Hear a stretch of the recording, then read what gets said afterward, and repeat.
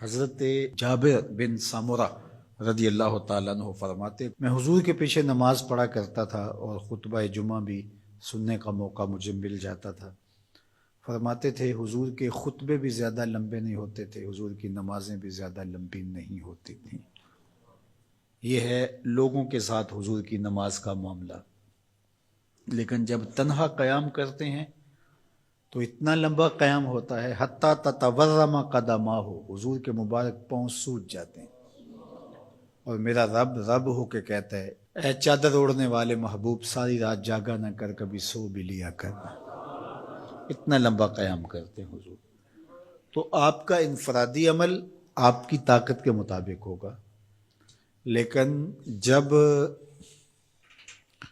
آپ لوگوں کو ساتھ لے کے چل رہے ہوں گے تو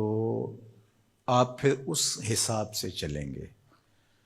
تو اس وقت آپ اپنی رفتار، اپنی طاقت نہیں دیکھیں گے۔ مشکل نہ کھڑی کی جائے، میں چل سکتا ہوں، 1 گھنٹے کا قیام کر سکتا ہوں، تو میں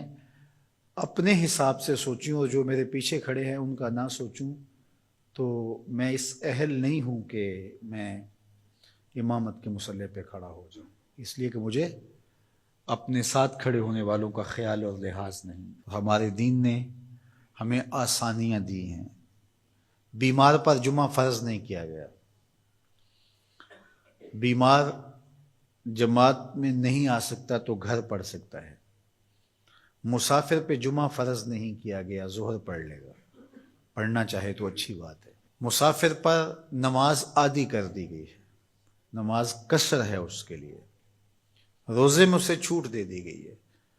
کہ وہ روزہ ترک کرنا چاہے تو کر سکتا ہے، رکھنا چاہے تو رکھ سکتا ہے، وہ اپنے سفر کا حساب لگا لے، اس کی صعوبت کتنی ہے۔ اسی طرح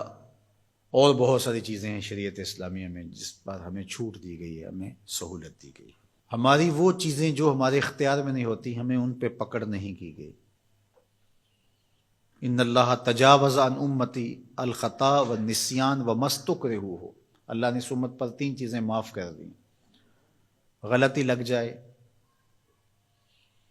بھول جائیں، یا جس پہ آپ مجبور کر دیے جائیں، تو وہاں شریعت پکڑ نہیں کرتی، گرفت نہیں کرتی۔ تو آسان دین دیا گیا ہے جس دین پہ عمل کرنا ہمارے لیے مشکل نہ ہو، اور اگر کوئی اپنے طور پہ اس کو مشکل بنانا چاہتا ہے اور اپنے سخت مزاج کی وجہ سے اس میں کوئی چیز لانا چاہتا ہے، عبادات میں، اعتقادات میں، رویوں میں، طرز زندگی میں، انداز معاشرت میں، تو شریعت اسلامیہ نے اس کی نفی کی ہے، کیونکہ بہت سارے لوگ ایسے ہیں کہ جو عبادات میں بہت سارا غلو کر جاتے ہیں، تو